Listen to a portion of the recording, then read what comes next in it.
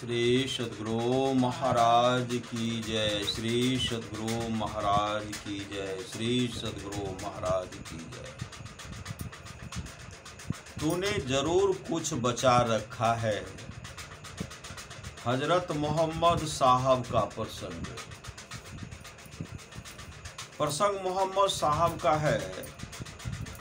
कहते हैं उन्हें दिन भर में जो भेंट मिलती उसे वे दिन बीतने पर बांट दिया करते थे और रात में बिल्कुल भिखारी होकर सो जाते। यह उनका नित्य का नियम था। उनका कहना था कि कल का क्या भरोसा, हम हो न हो, और फिर जिसने आज दिया है अगर कल होगा तो भी देगा।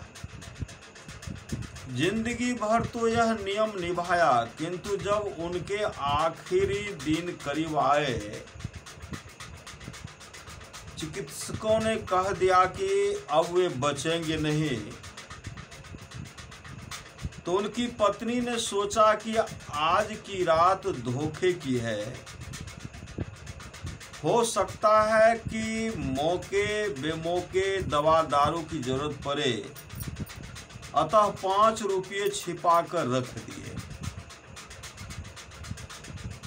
मोहम्मद साहब आधी रात करवट बदलने लगे। पत्नी ने कहा,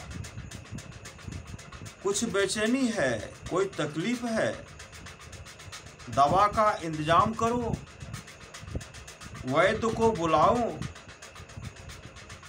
उन्होंने कहा, न दवा की जरूरत है न वैद्य की। मुझे ऐसा लगता है कि तूने घर में कुछ बचा रखा है, उससे मेरे प्राण अटके हैं। मैं क्या जवाब दूंगा परमात्मा को कि आखिरी दिन भरोसा नहीं? मैं क्या जवाब दूंगा परमात्मा को कि आखिरी दिन भरोसा नहीं किया?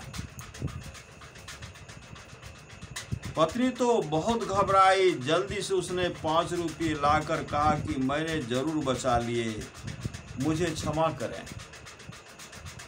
इसी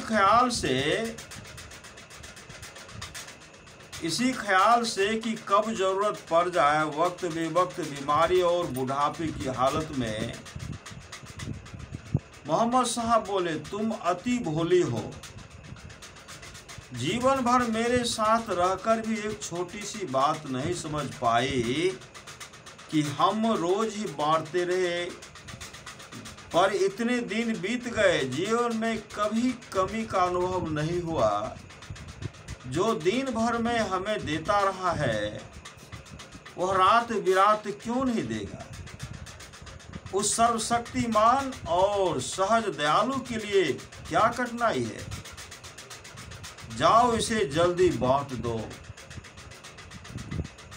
उसने कहा, मैं बांटूं भी तो किसको? आधी रात कौन होगा? मोहम्मद साहब ने कहा, जिसने मुझे याद दिलाई है कि 5 रुपये घर मटके हैं, उसने किसी को जरूर भेजा होगा। तू दरवाजा खोल। और दरवाजा खोला तो देखा एक भिखारी खड़ा है आधी रात। और उसने कहा कि मैं बड़ी मुसीबत में हूं, आप